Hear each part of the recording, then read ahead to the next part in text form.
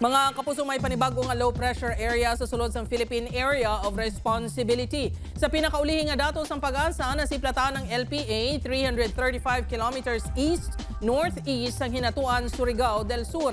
Manubo pa sa subong ang tsansa sining nga mangin bagyo, apang posible pang magbago gani, magtutok lang sa updates. Kabahin pa ina sa gihapon sang Intertropical Convergence Zone ukon ITCZ. Apang magluwas dira padayon ang pagluntas sang easterlies ukon ang mainit nga hangin.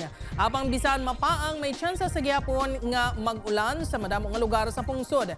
Base naman sa rainfall forecast ng Metro Weather, may tsansa sang ulan sa Aklan, Capiz, Iloilo kag Negros Island Region. Mabaskog ang ulan sa pila ka lugar gani manginhanda sa posibilidad sang baha ukon landslide. Posible man ang pag-ulan sa nabiling nga bahin sang pungsod.